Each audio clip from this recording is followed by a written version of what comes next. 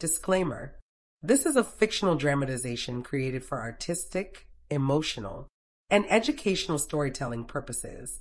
All characters and events are entirely fictional and created using AI tools. No impersonation, misrepresentation, or harm is intended. The content contains scenes of danger involving child characters. However, no real persons or minors were involved in its production. Grace's Love Stories produces scripted, AI-generated stories that promote, entertain, inspire kindness, and emotional connection. We respect our viewers and strictly adhere to YouTube's policies. The rain had turned the training grounds into a mirror of mud and blood, reflecting a sky that seemed to hold its breath. I could taste copper on my tongue. Whether from the split in my lip or the metallic air itself, I couldn't tell anymore. My arms trembled as I raised the wooden practice sword again, the weight of it feeling like an anchor dragging me down into the earth. Again! Commander Thorne's voice cut through the downpour, sharp and unforgiving. I wanted to tell him I couldn't, that my muscles had stopped obeying me 3 rounds ago, that the other recruits, strong, trained, born into warrior families, were watching from the covered pavilion with expressions ranging from pity to poorly concealed amusement. But words required energy I didn't have, so I simply repositioned my feet in the slick mud and tried to remember the defensive stance he'd shown us that morning. The garrison at Northridge was never meant to be my home. I'd arrived 6 weeks ago with nothing but the clothes on my back and a desperate need to disappear. The kingdom's recruitment notices had promised shelter, food, and purpose to anyone willing to serve. They hadn't mentioned that anyone was a theoretical concept, or that a girl with wheat-colored hair tangled from weeks of travel, hollow cheeks, and trembling hands would be seen as a mistake the moment she walked through those gates. Your footwork is sloppy, Thorne circled me like a wolf assessing wounded prey. You're favoring your left side. An enemy would exploit that in seconds. I knew. God, I knew. But knowing and fixing were separated by an ocean of exhaustion and years of malnutrition that had left my body more fragile than I wanted to admit. Still, I adjusted, shifting my weight even as my right ankle screamed in protest. The practice dummy before me was supposed to represent an enemy soldier. In my blurring vision, it became something else. The face of the man who'd destroyed my village. The flames that had consumed everything. The screams that still woke me gasping in the darkness. My next strike came harder than intended, the impact reverberating up my arms until my shoulders burned. Better, Thorne admitted grudgingly, but better won't keep you alive again. The other recruits had been dismissed an hour ago. I could feel their eyes still on me from whatever warm corner they'd retreated to, could imagine their whispered conversations. Why does he waste time on her? She'll never make it. She doesn't belong here. They were probably right. My next swing went wide, and I stumbled, catching myself on one knee in the mud. The rain plastered my hair to my face, and for a moment, I stayed there, head bowed, wondering if I should just surrender, go back to... What? There was nothing to go back to. No family. No home. No name that mattered to anyone. On your feet, recruit. Thorne's voice had shifted, losing some of its harsh edge. When I looked up, his weathered face showed something that might have been concern, quickly masked. He was a hard man, shaped by decades of war, but not a cruel one. That made it worse somehow, knowing that his relentlessness came from a genuine desire to prepare me for a world that would show no mercy. I rose, legs shaking, and raised the sword once more. That's when the horns sounded. 3 long blasts echoed across the garrison. A pattern I'd learned meant only one thing. Important visitors approaching. The kind that made commanders straighten their uniforms, and recruits scramble to look presentable. Through the rain, I could hear the sudden flurry of activity. Doors slamming, orders being shouted, boots running across stone. Thorne's expression transformed from instructor to soldier in an instant. Inside, now. Clean yourself up as best you can and stay out of sight. Why? That's an order, recruit. Move. I'd learned not to question direct orders. I retrieved my practice sword, muscles protesting every movement, and headed toward the barracks. But curiosity, That dangerous, persistent trait that had gotten me into trouble my entire life, made me slow my pace as I passed the main courtyard. Through the rain, I could see them arriving. Riders emerged from the tree line like shadows given form, at least 50 of them, mounted on horses that looked bred for war. They moved with a precision that made our garrison troops look like children playing soldier. These were real warriors, the kind whose very presence changed the air pressure in a room, but it was the man at the front who made my breath catch. Even at a distance, even through sheets of rain, he commanded attention in a way that felt almost supernatural. He sat his black war horse like he'd been born in the saddle, broad-shouldered and tall, with dark hair that fell past his collar and a face that could have been carved from stone. He wore no crown, but he didn't need one. Authority rolled off him in waves, making even Commander Thorne look diminished as he hurried out to greet the arrivals. I should have kept walking, should have disappeared into the barracks like I'd been ordered, but my feet had stopped obeying me, rooted to the muddy ground as I watched the exchange in the courtyard. "Your Majesty," Thorne's voice carried despite the rain, formal and rigid. "We weren't expecting an inspection," the man, the king, interrupted, his voice deep and resonant, unannounced. "I want to see how my border garrisons truly operate, not how they perform when given time to prepare." The Alpha King. I'd heard stories, of course. Everyone had. Dmitry Volkov, crowned 5 years ago after his father's sudden death, known for being ruthless in battle and impossible to read in court. They said he could break a man with a look, that he'd unified the fractured northern territories through a combination of strategic brilliance and sheer intimidating presence. They said a lot of things, most of which I'd dismissed as the usual embellishments that surrounded powerful men. Looking at him now, I wondered how much of it was true. "Of course, Your Majesty," Thorne was saying. "We're honored. If you'd like to review our—" "What's that?" The king's question cut through Thorne's prepared speech. He was looking past the commander, past the assembled troops, directly at me. Every instinct screamed at me to run, to hide, to become invisible the way I'd learned to as a child, but his gaze held me pinned like a butterfly on a board, and I found I couldn't move at all. "A recruit, Your Majesty," Thorne said quickly, and I could hear the apology already forming in his tone. "New, still in training.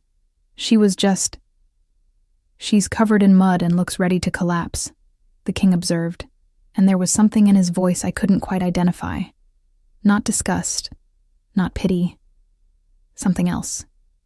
"How long has she been training?" 2 hours, Your Majesty. She requires additional practice." The king dismounted in one fluid motion, and suddenly the distance between us began to shrink as he walked forward. His soldiers followed, forming a loose semicircle behind him, and I became acutely aware of how I must look. Soaked, filthy, trembling with exhaustion, clutching a practiced sword like a lifeline. He stopped 3 paces away, close enough that I could see his eyes were a startling shade of amber, like honey held up to sunlight. Close enough that I could see the scar that ran from his left temple to his jaw, a mark of violence that somehow made him more imposing rather than less. 2 hours in the rain, he said, and though he was speaking to Thorne, his eyes never left mine. Alone. Yes, Your Majesty. Why? The question hung in the air. I could feel the weight of attention from the king's entire company, dozens of elite warriors now focused on this strange tableau. My pride, that stubborn, foolish thing that had kept me standing when everything else said to fall, finally sparked to life. "Because I need to be better," I heard myself say, my voice hoarse but steady. "Sir." The king's expression didn't change, but something flickered in those amber eyes, interest, perhaps, or calculation. When he spoke again, it was directly to me. "Show me." "Your Majesty?" Thorne sounded alarmed. "Perhaps it would be better to—" "I want to see what 2 hours of extra training produces," the king said calmly. "Demonstrate your skills, recruit, against one of my men." The courtyard fell silent, except for the rain. I knew what this was. A test, an entertainment, possibly a humiliation. A king and his elite warriors wanted to see the struggling girl perform, probably to confirm their assumptions about who belonged in military service and who didn't. I should have refused. Should have found some diplomatic way to extract myself from this situation. But looking at those amber eyes, I saw something that ignited a different kind of fire in my chest. Not cruelty, challenge. He didn't think I'd accept. "Yes, sir," I said, and turned to face the practice grounds. One of the king's soldiers stepped forward, a man nearly twice my size, built like a mountain, with scars that told stories of real battles. He drew his practice sword with casual confidence, the kind that came from never doubting you'd win. I was going to lose. We both knew it. Everyone watching knew it, but maybe, just maybe, I could make it interesting. I raised my sword, adjusted my stance the way Thorn had been drilling into me for weeks, and waited. The rain continued to fall, washing away the mud, washing away everything except this moment. This choice. This chance to prove that I was more than the broken girl who'd stumbled into this garrison hoping to disappear. The soldier moved first, and the world narrowed to the clash of wood against wood, the burn in my muscles, the desperate need to stay standing just one more second, one more breath, one more heartbeat. And through it all, I felt the weight of the Alpha King's gaze, watching, measuring, seeing something in me that I desperately hoped was there. I lasted longer than anyone expected. The soldier, I later learned his name was Garrett, came at me with the kind of restrained aggression that suggested he was trying not to hurt me too badly. That restraint was the only reason I survived the first 30 seconds. I parried, dodged, gave ground when I had to, and somehow managed to keep the practice sword in my trembling hands.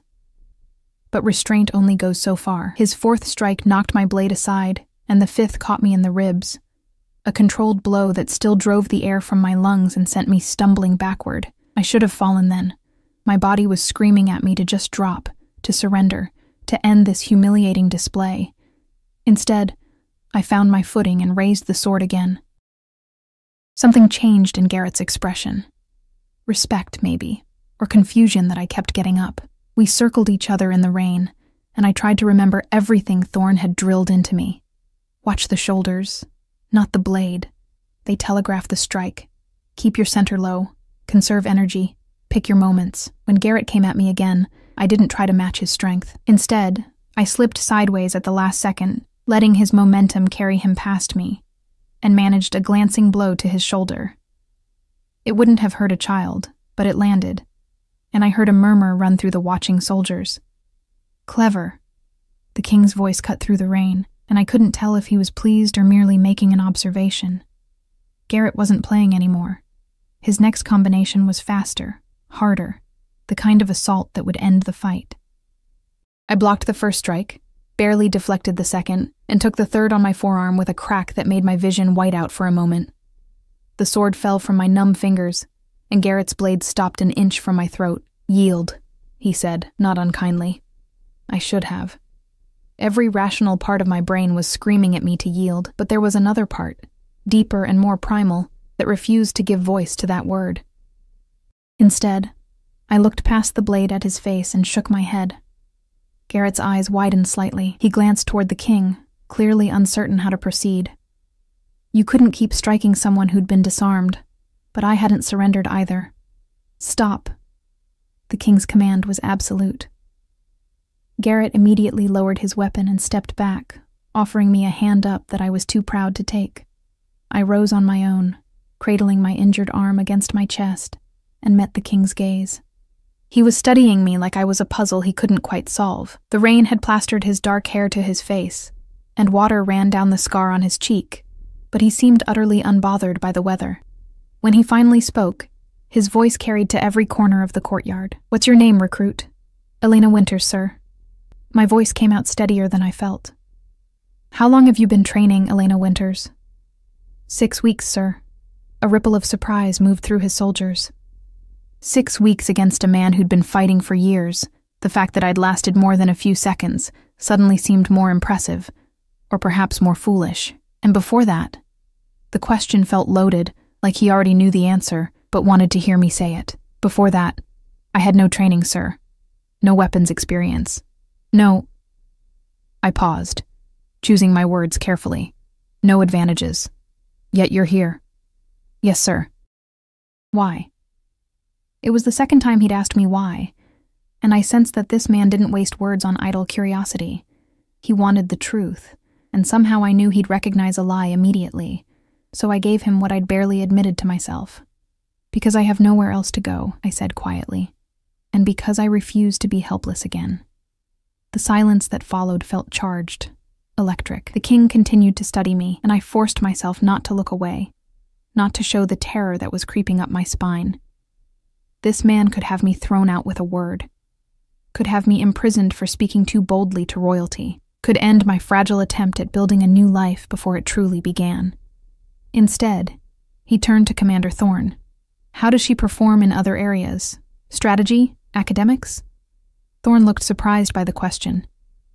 She's exceptionally quick with tactical exercises, Your Majesty. Top of her instruction group in map reading and battlefield analysis.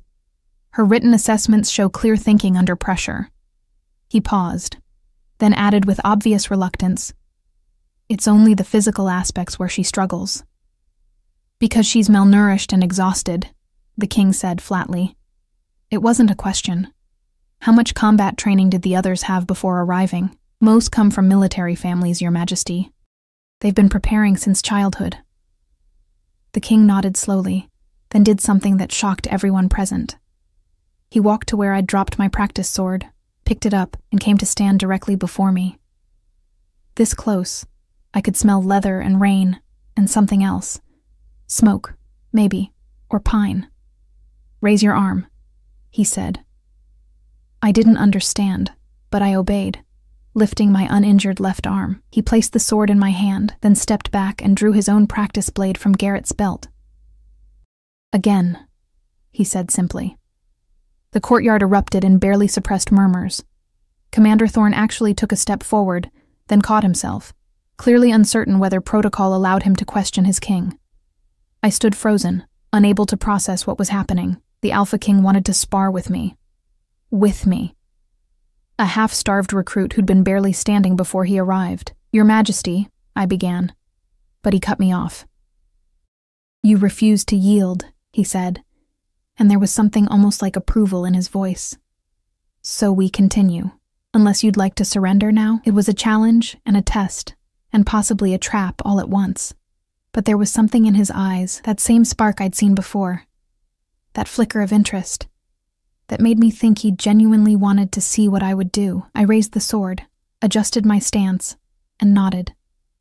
He came at me like a storm. The difference between Garrett and the king was the difference between a candle and a wildfire. Every movement was precise, controlled, devastating. He could have ended the fight in seconds, but instead he pushed me, testing my limits, forcing me to react faster than I thought possible. When I tried the same sidestep that had worked before, he was already there, anticipating. When I attempted a desperate counterattack, he turned it aside almost casually. But here's what I noticed. He was teaching me. Each exchange showed me something new. How to better angle my blade where I was leaving myself open. How to read the micro-movements that telegraphed his next strike. He was dismantling my defenses. Yes, but he was also showing me exactly how he did it. My body was failing. My arms felt like lead. My legs threatened to buckle with every step. But my mind was crystal clear, absorbing every lesson, cataloging every technique. When he finally disarmed me, a quick twist that sent my sword spinning away, I was already analyzing what I'd done wrong. This time, when I hit the mud, I didn't try to get up immediately. I stayed on my hands and knees, gasping for air, vision blurring at the edges. I'd reached my absolute limit, and then surpassed it. The king sheathed his practice blade and crouched down beside me, close enough that his voice was for my ears alone. You learn faster than anyone I've seen in years, he said quietly. But your body can't support what your mind understands. It will, with proper training and proper food. The question is whether you have the patience to get there. I looked up at him, rain and exhaustion making everything feel surreal. I'll do whatever it takes. Something shifted in his expression. Approval, definitely. But also something more complicated. Understanding, perhaps. Like he recognized something in me that echoed something in himself. He stood and addressed Commander Thorne in a voice that carried authority like thunder.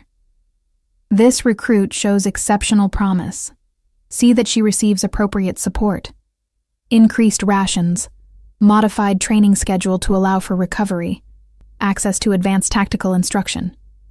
He paused, then added, "I want monthly reports on her progress." Thorn snapped to attention. "Yes, Your Majesty." The king looked down at me one more time, and I could have sworn I saw the ghost of a smile touch his lips. "Get up, Elena Winters. That's an order." So I did. My legs shook and my vision swam, and every muscle in my body screamed in protest. But I got to my feet and stood at attention as best I could. The king nodded once, approving, then turned to his assembled troops. "We ride on," he announced. "Commander Thorn, prepare a full report on garrison readiness for my review." Just like that, the moment was over.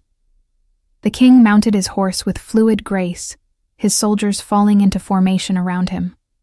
Within minutes, they were riding back toward the trees, leaving behind only hoofprints in the mud and a garrison full of people staring at me like I'd suddenly grown wings. Commander Thorn approached slowly, his expression unreadable. "Well," he said finally. That was unexpected. I started to laugh, then stopped because it hurt too much. "Permission to go collapse somewhere, sir?" "Granted, but first..." He paused, studying me with new eyes. "The king doesn't give orders like that lightly. Whatever he saw in you, don't waste it." "I won't, sir." That night, lying in my bunk with bandages wrapped around my ribs and arm, I replayed every moment of the encounter.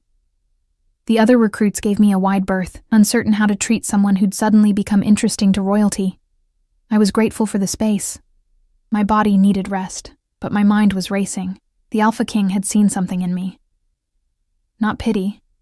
I'd seen pity before, knew what it looked like. This was different. He'd recognized something fundamental, some quality he valued, and decided I was worth investing in. I thought about the way he'd moved, the precision and power in every strike, thought about the scar on his face, and wondered what battle had put it there. Thought about the loneliness I'd glimpsed in those amber eyes, just for a moment, before he'd hidden it away, and I thought about the fact that he'd ordered monthly reports on my progress. Which meant, in some small way, my success or failure now mattered to the king himself. The pressure should have been terrifying. Instead, it felt like possibility. For the first time since the night my village burned, since I'd lost everything and everyone I'd ever known, I felt something other than survival instinct driving me forward. I felt purpose. I would train. I would improve. I would become the soldier he'd seen the potential for in that muddy courtyard. Not because I owed him, though perhaps I did, but because he'd given me something more valuable than orders or resources. He'd given me a reason to believe I could be more than I was. Outside, the rain finally stopped, and through the small window above my bunk, I could see stars beginning to emerge from behind the clouds. I watched them, until exhaustion finally dragged me under. And for once, my dreams were of possibilities, rather than nightmares. 3 months changed everything. The increased rations filled out the hollow places in my cheeks, added strength to muscles that had been wasting away. The modified training schedule, early mornings with Thorn working on technique, afternoons studying tactics and strategy, evenings devoted to controlled sparring, transformed my body from liability to weapon, slowly, painfully, but undeniably. The other recruits' attitudes shifted too. Some resented the special attention, whispered that I'd charmed the king somehow, used feminine wiles to gain advantage. Others, seeing how brutally I pushed myself every single day, began to respect the work if not the circumstances. A few even became something close to friends. "You're favoring your right side again," Sarah called out during morning drills. She was a blacksmith's daughter, built solid and strong, with a practical streak that I'd come to appreciate. "Rotate your hips more." I adjusted, drove my practice sword through the sequence again, felt the difference immediately. Better? Better. Though if Thorn catches you slacking on that footwork, he'll have you running laps until sunset. I grinned, despite myself. The fear that had defined my early weeks here had gradually been replaced by something more complex. Determination, camaraderie, and beneath it all, a constant awareness that I was being watched. Not just by Thorn and the garrison, but by distant eyes I couldn't see. The king's monthly reports, I never saw them, never knew exactly what Thorn wrote, but I felt their weight every day. felt it in the extra attention my instructors gave me, in the way visiting officers would pause to observe my training, in the knowledge that my progress or failure would be noted and recorded and sent to someone who, for reasons I still didn't fully understand, cared about the outcome. It should have been crushing pressure. Instead, it became fuel. Elena. Thorne's voice cut across the training grounds. Front and center. I jogged over, Sarah trailing behind.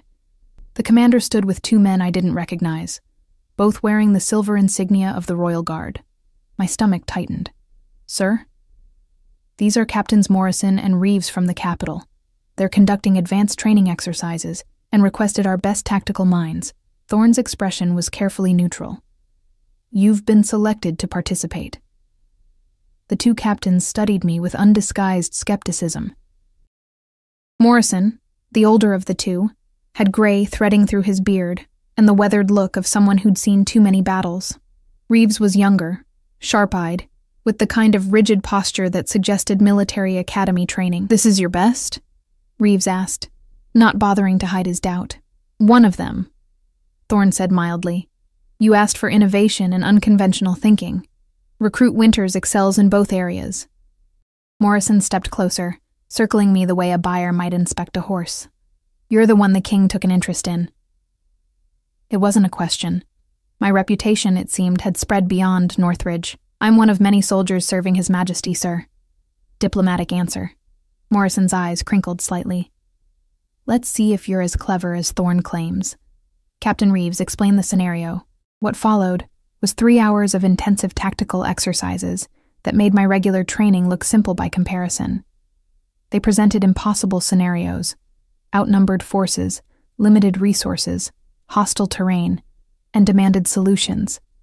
Not textbook answers, but creative thinking that might actually work in real combat. I thrived. While other selected recruits froze or offered conventional strategies, I found myself thinking 3 moves ahead, spotting opportunities others missed, suggesting combinations of terrain advantage and psychological warfare that made even Morrison raise his eyebrows. You'd sacrifice the high ground?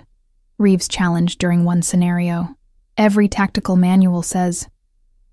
The manuals assume your enemy has read the same books, I interrupted, then caught myself. Sir, if they expect us to hold high ground, we use that expectation against them. Let them commit to an assault on an important position we've already abandoned. Meanwhile, our real force hits their supply lines. Silence. Then Morrison laughed, a rough sound like gravel shifting. She's right. Unorthodox, risky as hell, but right. He made a note on his tablet. The king's intuition continues to prove accurate. By the time they dismissed us, I was mentally exhausted, but exhilarated. Sarah caught up with me as we headed toward the mess hall. That was incredible, she said, shaking her head in wonder. You were suggesting strategies I've never even heard of. Where did you learn to think like that? I didn't have a good answer. The truth was that tactics came naturally to me in a way physical combat never had. Maybe it was growing up in a small village where you learned to stretch resources and think creatively just to survive. Maybe it was having spent years being underestimated, learning to see angles others missed. Or maybe it was something else entirely, some innate gift I'd never had the chance to develop until desperation drove me here. I just see the patterns, I said finally. The way pieces fit together or don't. Sarah was about to respond when the alarm horn sounded, not the formal pattern that announced visitors, but the urgent, staccato blast that meant danger. The mess hall emptied in seconds, soldiers running for weapons and positions. Commander Thorne's voice boomed across the compound. Raiders! Eastern perimeter! All combat-ready personnel to defensive positions. My heart hammered as I grabbed a real sword, no longer relegated to practice weapons, and followed Sarah toward the eastern wall. Through the narrow windows, I could see smoke rising from the forest, hear the distant sounds of combat. Northridge sat on the kingdom's border, a strategic position that made it valuable and vulnerable in equal measure. Raiders from the disputed territories beyond had tested our defenses before, but never in force, never with real commitment. This felt different. How many? Someone shouted as we reached the ramparts. At least 50, a lookout called back. Maybe more. They hit the forward patrol hard and fast. Thorn was already organizing the defense, his voice calm despite the chaos. Archers to the walls. Infantry hold the gate. Medical teams prepare for casualties. His eyes found me in the crowd. Winters, observation post now. I need someone watching their patterns. I ran for the central tower, taking the stairs 3 at a time until I reached the highest point. From here, I could see the entire battlefield, our garrison's defensive positions, the scattered patrol members fighting their way back, and the raiders themselves, organized in a way that made my tactical instincts scream warnings. Report! Thorn's voice came through the speaking tube. It's a feint, I called back, watching the patterns. The main force is hitting from the east, but look at their formation. They're too spread out, not committed to a real breach. They want us focused there while I scanned the western approach, and my blood ran cold. West side. They've got a second force moving through the river approach. That's the real attack. There was a moment of hesitation. I could almost hear Thorn weighing my assessment against conventional military wisdom. Then his orders rang out. Half the infantry to the west wall. Move. The next 20 minutes were chaos. Our forces split to meet both threats, and the raiders, realizing their strategy had been spotted, pressed their attack harder. I stayed in the tower, calling out movements and patterns, watching the battle unfold like a brutal chess game. That's when I saw him. A raider had broken through the western defense, moving with purpose toward the garrison's powder magazine. If he reached it, if he managed to set it off, the explosion would kill dozens and cripple our ability to defend. And he was going to make it. Everyone was engaged elsewhere, and the path was clear. I didn't think, didn't calculate odds or consider that I was still technically a recruit, still learning, still supposed to be an observer. I just ran. Down the tower stairs, across the courtyard, sword in hand and heart pounding. The raider was 30 feet from the magazine when I intercepted him, my blade meeting his with a clash that sent shockwaves up my arms. He was bigger, stronger, experienced. But I'd spent 3 months learning from the best, drilling until techniques became instinct, and I'd been taught by the Alpha King himself to use speed and strategy over strength. We fought in the narrow space between buildings, and I used every trick Thorn had beaten into me. Gave ground strategically, made him overextend, targeted his off-balance moments. When he swung hard, expecting me to block, I dropped low instead and drove my blade up through his guard. He fell, and I stood there shaking, barely believing what I'd done. Real combat, real consequences. Nothing like the training yard. Elena! Sarah appeared, blood on her armor but eyes fierce. Are you hurt? No, I'm fine. The magazine. Safe because of you. Thorn saw the whole thing. She grabbed my shoulder, her grip tight. You just saved half the garrison. The battle wound down as the raiders retreated, having failed to achieve whatever their objective had been. Our casualties were lighter than they might have been, in part because someone had spotted their true strategy and adjusted our defense in time. As I cleaned my sword afterward, hands still trembling slightly, I noticed Commander Thorn approaching. His expression was serious, but there was something else there too. Pride, maybe, or vindication. That was well done, Winters, he said quietly. Both the tactical assessment and the action you took. Though next time, perhaps call for backup before engaging an enemy soldier alone. Yes, sir. The King's monthly report is due tomorrow, he continued, and the faintest smile touched his weathered face. I suspect this one will be particularly interesting to write. That night, I lay awake again, but this time not from nightmares or anxiety. I kept thinking about the moment I'd seen that raider heading for the magazine, the split-second decision to act rather than call for help. About the fight itself, how the training had taken over, how I'd moved without conscious thought. About the fact that I'd killed a man today, and while the weight of that action sat heavy in my chest, it didn't break me. I'd been forged in fire once, and barely survived. Now I was being reforged, deliberately, with care and purpose, into something stronger than I'd ever imagined possible. And somewhere in the capital, the Alpha King would read about today's events, and know that his investment, his strange interest in a half-starved recruit, had been justified. I found myself wondering what he'd think, whether he'd be pleased or merely satisfied that his tactical assessment had proven correct. Whether he ever thought about that rainy day 3 months ago, or if I was just another line in another report among thousands. The wondering should have felt presumptuous. Instead, it felt like a thread connecting me to something larger than myself, to a purpose beyond mere survival. Outside my window, the stars wheeled slowly across the sky, indifferent and eternal, but I was no longer the girl who'd arrived here broken and desperate. I was becoming someone new, someone stronger, someone worthy of the chance I'd been given. Winter came to Northridge like an invading army, swift and merciless. The first snow fell 6 weeks after the raid, transforming the garrison into a landscape of white and gray.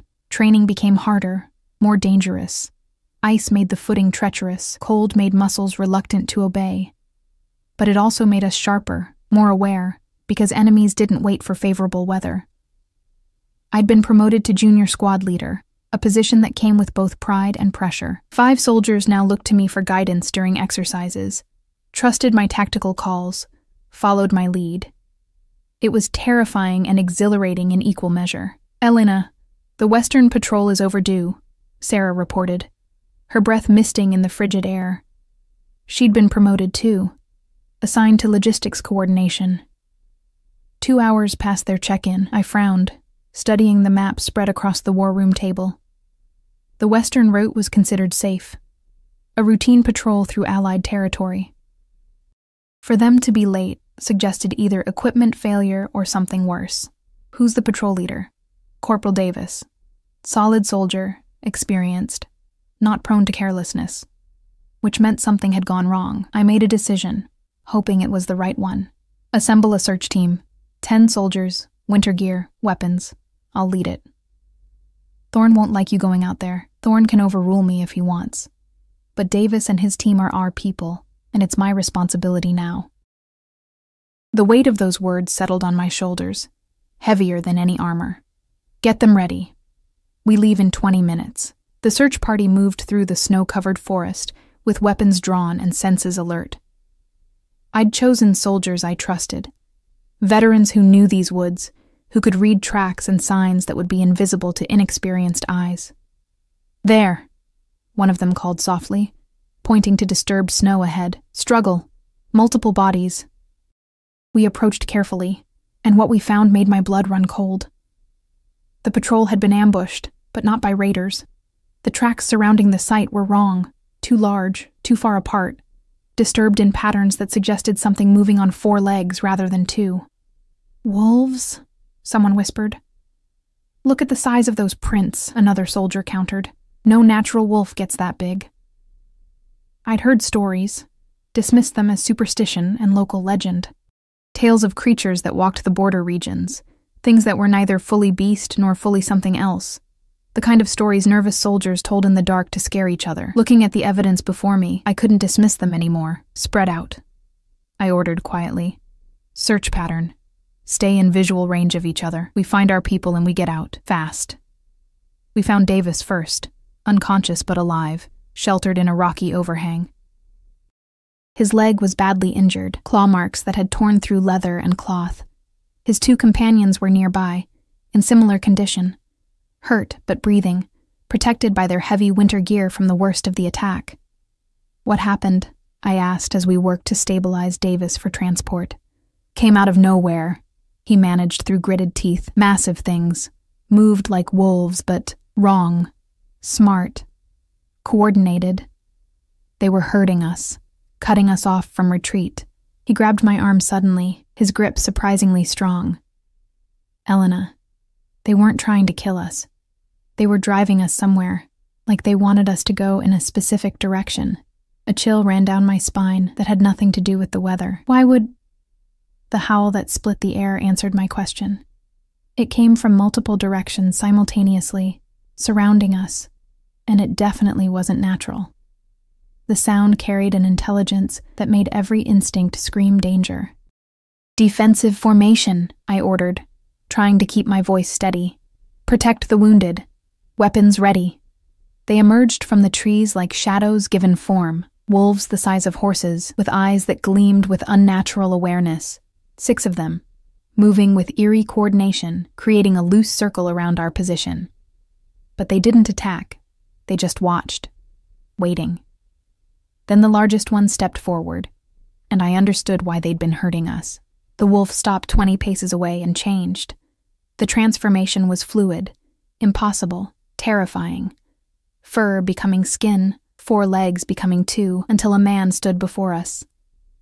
Naked despite the freezing temperature, covered in ritual scars, with eyes that retained the amber glow of his wolf form. A shapeshifter. The legends were real. "Lower your weapons," he said, his voice rough but understandable. "We mean no permanent harm." "You attacked our patrol," I said, keeping my sword raised despite the trembling in my arms. "Injured our soldiers." "We defended our territory," he corrected. "Your patrols have been ranging farther into the disputed lands. We sent warnings, marked trees, left signs. They were ignored." His amber eyes fixed on me. "So we escalated to ensure the message was received. These lands are under the king's protection." "These lands are under no one's protection," the shapeshifter interrupted. "They exist in the space between kingdoms, between the natural and supernatural worlds. Your king knows this. We have an understanding with him, one that your garrison seems to have forgotten." I processed that information rapidly, connecting pieces I hadn't known existed. The border wasn't just a political boundary. It was something more complex, a negotiated peace between different kinds of people, and we'd somehow violated it. "What do you want?" I asked carefully. "For you to return to your garrison and deliver a message." He gestured to Davis. "We could have killed your patrol. We chose not to, as a courtesy. But our patience has limits. The next time your soldiers cross into the deep woods, we will respond with less restraint. I'll relay your message, but you could have simply sent someone to talk to us. Violence wasn't necessary." Something almost like respect flickered in those amber eyes. "Your commander received 3 formal complaints through official channels over the past month. All were ignored. Sometimes violence is the only language certain men understand." He paused, studying me with unnerving intensity. "You're different, though. The one he's interested in." My heart stopped. "Who?" "The Alpha King. Word travels, even to those who live in the shadows. He inquires about you, ensures your progress is reported, makes certain you're protected and trained." The shapeshifter's smile was sharp. "Why do you think no real harm came to you during the raid? Why raiders who normally show no mercy suddenly retreated? He put word out that you were under his personal protection. Anyone who harms you answers to him directly." The world tilted slightly. I'd thought the king's interest was passing, a momentary curiosity about an unusual recruit. But this suggested something else entirely. Active protection, ongoing monitoring, a level of attention that went far beyond what any monarch should waste on a common soldier. "I don't understand," I said quietly. "Neither do most of us. But the Alpha King rarely acts without purpose." The shapeshifter turned to leave, his pack beginning to fade back into the forest. "Deliver the message, Elena Winters. And perhaps suggest to your commander that ignoring diplomatic communications is unwise, regardless of who they come from." He shifted back to wolf form in a single fluid motion and disappeared into the trees, his pack following like smoke dissolving in wind. The journey back to the garrison was tense and silent. We carried the wounded carefully, weapons ready for another attack that never came. The shapeshifters had made their point and retreated, leaving us with more questions than answers. Commander Thorne listened to my report with an expression that grew increasingly dark. When I mentioned the shapeshifter's claim about ignored communications, his jaw tightened. "They did send messages," he admitted finally. "I dismissed them as local superstition, animals making territorial displays that some overly creative scout interpreted as intentional warnings." He looked older suddenly, tired. "It seems I underestimated the situation significantly." "Sir, they said the king has some kind of understanding with them?" Thorne was quiet for a long moment. "There are agreements in place that predate my command here. Treaties negotiated between the crown and various non-human populations that live in the border regions. I've never dealt with them directly, always considered them a capital concern, not a garrison matter." He met my eyes. That was clearly a mistake. "What do? We pull back our patrols to the agreed boundaries. and I send a formal apology through proper channels. And then, he paused. I include this incident in the next report to the king. He'll want to know that his border treaties are being tested. After I was dismissed, I went to the garrison's small library. Really just a room with a few dozen books and military manuals. But buried in the back, I found what I was looking for, a leather-bound volume titled Supernatural Treaties and Border Accords. I read by candlelight until my eyes burned, learning about a world that existed parallel to the one I'd known. Shapeshifters who'd agreed to police the disputed territories in exchange for autonomy, witches who maintained magical barriers against darker things in return for protection from persecution.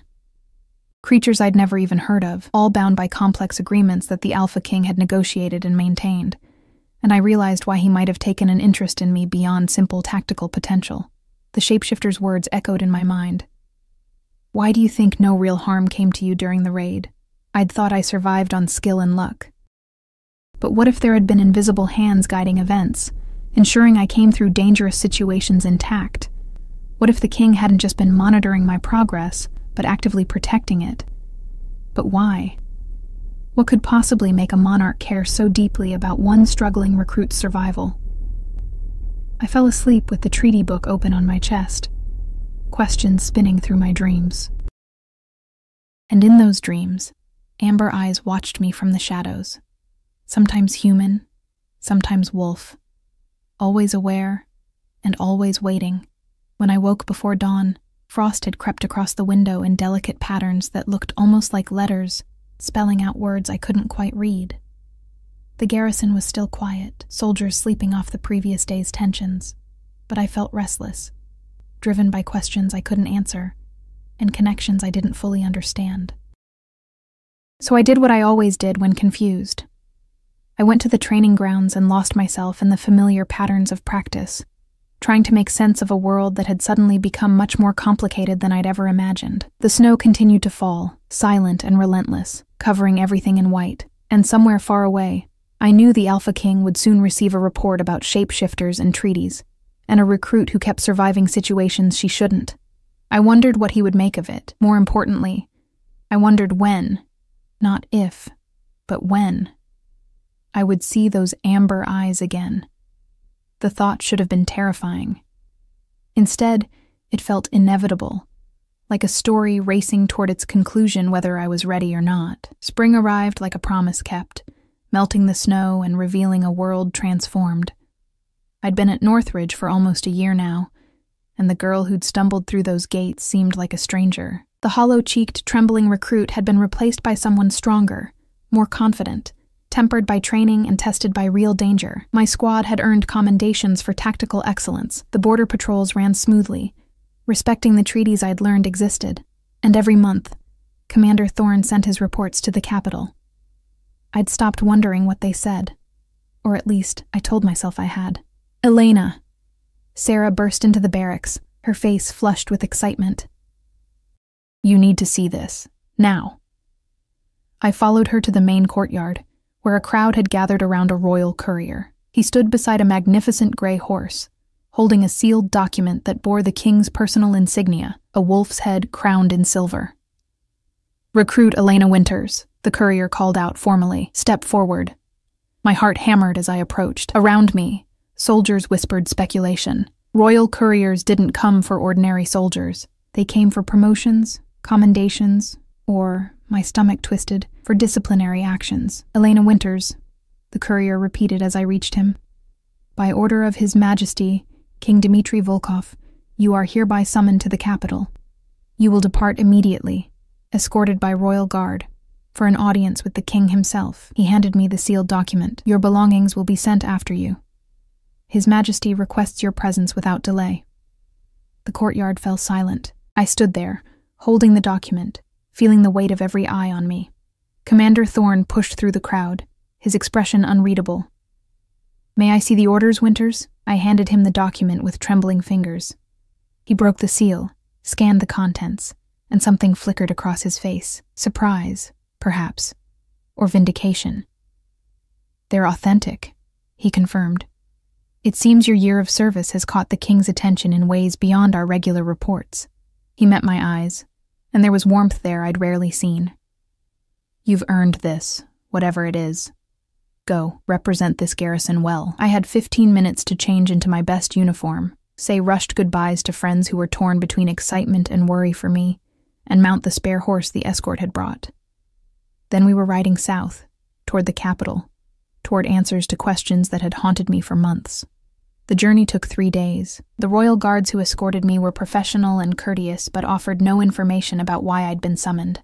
I spent the hours in the saddle replaying every possible scenario, from commendation to court-martial, unable to settle on which was more likely. The capital city of Ravenmoor rose from the plains like a crown of stone and steel. Towers pierced the sky, walls thick enough to withstand any siege, and at its heart, the royal palace, a structure of such imposing grandeur that it made Northridge Garrison look like a toy fortress. We entered through the military gate, and I was immediately whisked away by palace attendants who seemed to have been expecting me. They led me through corridors lined with portraits of past kings, each one watching with painted eyes that felt too knowing. Finally, we reached a suite of rooms that took my breath away. "You'll stay here," one attendant explained. "Fresh clothes have been provided. The king will send for you when he's ready." "When will that be?" "Could be hours, could be days. His Majesty keeps his own schedule." She smiled sympathetically. "Try to rest. You look exhausted." Left alone, I explored the rooms in a daze.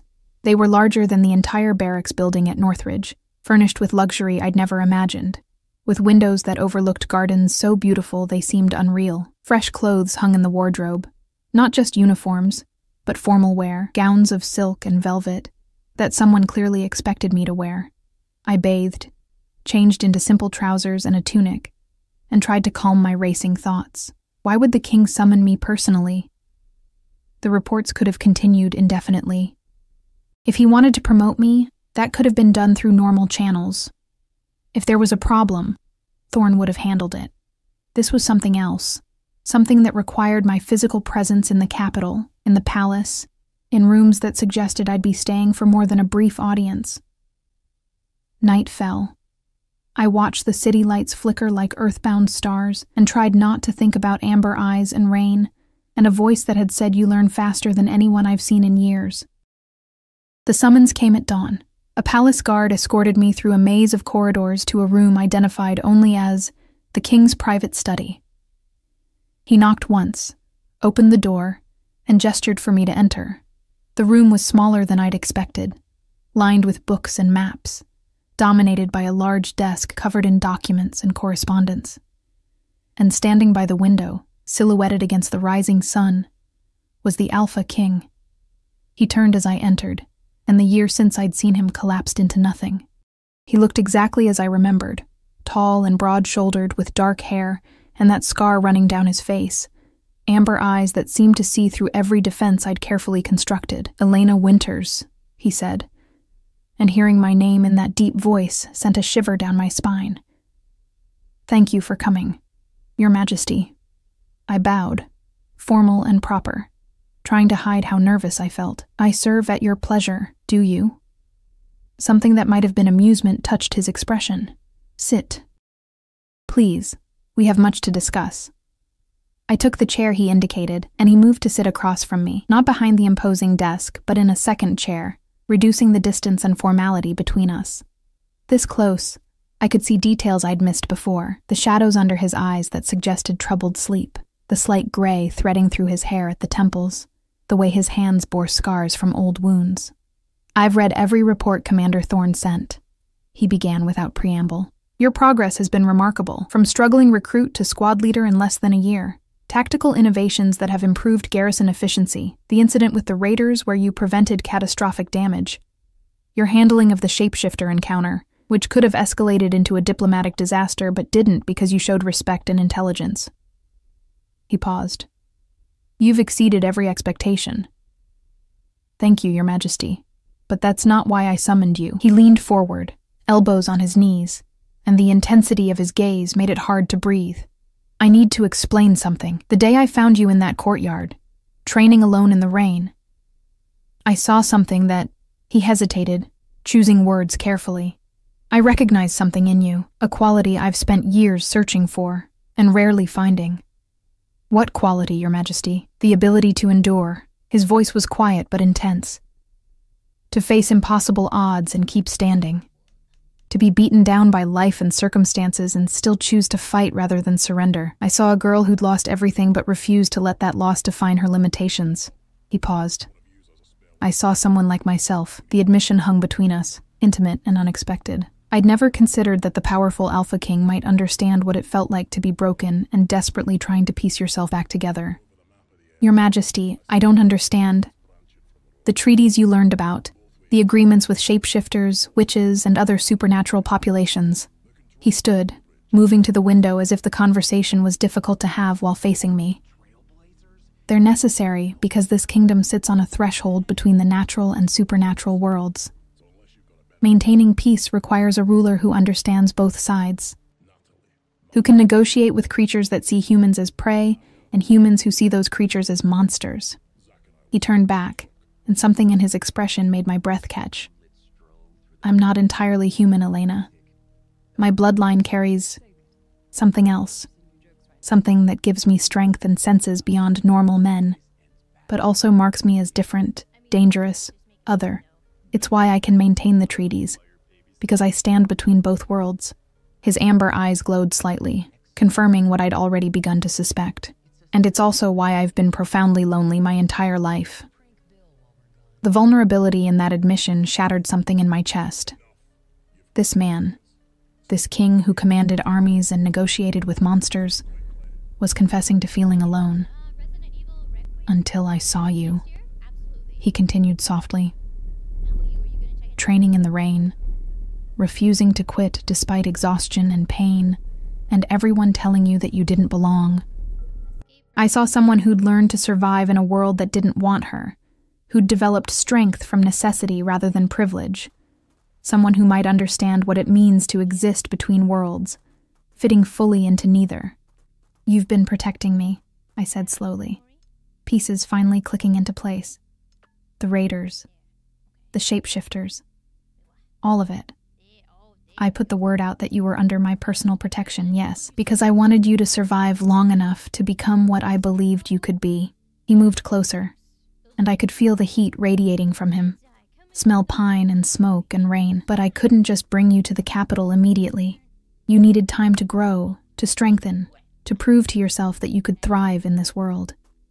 Needed to become the woman you are now, rather than the broken girl you were then.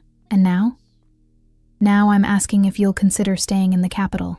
Not as a simple soldier, you've moved beyond that. As a liaison between the military and supernatural communities. As someone who can help me maintain the peace that keeps this kingdom safe. He paused, and his voice dropped lower. And perhaps, if you're willing, as someone who stands beside me not because of duty or obligation, but because you choose to. My heart was racing so fast I felt dizzy. You're asking me to... What exactly? I'm asking if you'd consider allowing me to court you, Elena Winters, properly, with time and care and the understanding that I'm offering you a choice, not an obligation.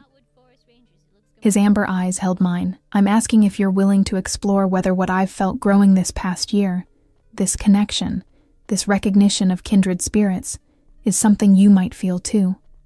I should have been overwhelmed, should have needed time to process, to think, to carefully consider all the implications. But instead, I found myself remembering that rainy day a year ago, the moment our eyes met and something fundamental shifted in my world. Every report sent, every protection offered, every instance of being seen and valued for who I was rather than who I was expected to be. This powerful man, this king who stood between worlds, was offering me a place beside him, not out of pity or obligation, but because he recognized in me something he'd been searching for. I felt it too, I admitted quietly. That day in the rain, I thought I was imagining it, that it was impossible for someone like you to see someone like me as an equal. He stepped closer, and I could see my reflection in his eyes. You survived things that would have broken most people, learned in a year what takes others a decade, showed compassion to creatures that frightened you, and courage in situations where running would have been wiser. You've earned your place in any room you choose to enter, Elena, including this one. He offered his hand, palm up, leaving the choice to me. I thought about the girl who'd arrived at Northridge broken and desperate, believing she was worthless, about the woman I'd become through trial and pain, and the strange blessing of being seen by someone who understood, about the possibility of standing beside this man not as subject to king, but as partner to partner, building something neither of us could achieve alone. I took his hand. His fingers closed around mine, warm and careful, and I felt the rightness of it settle into my bones. This was the reason I'd survived. The reason I'd been guided here through paths I couldn't have navigated alone. Not destiny. I didn't believe in that. But possibility. The chance to become more than I'd ever imagined. "Then we'll take this slowly," he said, and I could hear the relief in his voice. "You'll take the liaison position, learn the capital, meet the various supernatural ambassadors I work with. We'll spend time together as ourselves, not as king and soldier, but as Dimitri and Elena, and we'll see where this connection leads." "And if it leads nowhere?" I had to ask. "If we discover this was just curiosity or gratitude rather than something real, then you'll still have earned your position here on merit, and you'll still have a life and purpose in this capital." His thumb brushed across my knuckles, a gesture so gentle it made my chest ache. "But I don't believe that's where this leads, Elena. I think we both know we've been moving toward each other since that rainy day in Northridge." He was right. I'd felt the pull even when I didn't understand it, felt the sense of inevitability every time Thorne sent another report, felt the invisible thread drawing us together across distance and circumstance. "Then I accept," I said, "all of it. The position, the courtship, the chance to discover what this is between us." Dimitri smiled then, a real smile that transformed his severe features into something almost boyish. And I realized I was seeing something few people ever witnessed, the man behind the crown, vulnerable and hoping and willing to risk rejection for the possibility of connection. "Thank you," he said simply, "for taking a chance on someone who exists between worlds." "Thank you," I replied, "for seeing something worth saving in a girl who'd given up on herself." We stood there as the sun rose higher, hands clasped, two people who'd survived different types of darkness, finding light in each other's presence. Outside the window, the capital was waking, a city full of humans and supernatural beings coexisting because of treaties and understanding and the work of a king who stood between both worlds. And now I would stand there with him. The months that followed were a different kind of education. I learned to navigate court politics, to negotiate with shapeshifter pacts and witch covens, to translate between worlds that rarely understood each other. Dimitri courted me with patience and care. Walks through palace gardens, quiet dinners where we talked until dawn, gradual revelation of the person behind the crown. I fell in love slowly, surely, with a man who understood loneliness and strength in equal measure, who saw my scars and recognized them as marks of survival rather than weakness, who stood beside me when supernatural ambassadors questioned my authority and proved that he'd chosen me not for decoration, but for capability. 6 months after arriving at the capital, Dimitri asked me to marry him, not in front of court or with public ceremony, but privately in the same study where he'd first offered me a choice. I said yes, not because he was a king, but because he was a man who'd given me back my life and then offered to share his. The wedding united more than two people. It symbolized the bond between natural and supernatural worlds, between power and compassion, between two people who'd found in each other something they'd stopped believing existed. I stood beside my husband on the palace balcony during the coronation ceremony that made me queen, looking out over a city of humans and creatures living in hard-won peace. Dimitri's hand found mine, our fingers intertwining, and I thought about the impossible journey from a muddy training ground to this moment. I'd survived. I'd fought. I'd refused to surrender when everything said I should, and I'd discovered that sometimes the broken pieces of ourselves can be forged into something stronger than we ever were whole. The crowd below cheered, and beside me, the Alpha King, my husband, my partner, my choice, smiled. Not the severe expression the world usually saw, but the genuine warmth he showed only to me. "Ready?" he asked softly. I looked at the city, at the future we'd build together, at the possibilities stretching before us. "Yes," I said, "I'm ready." And I was.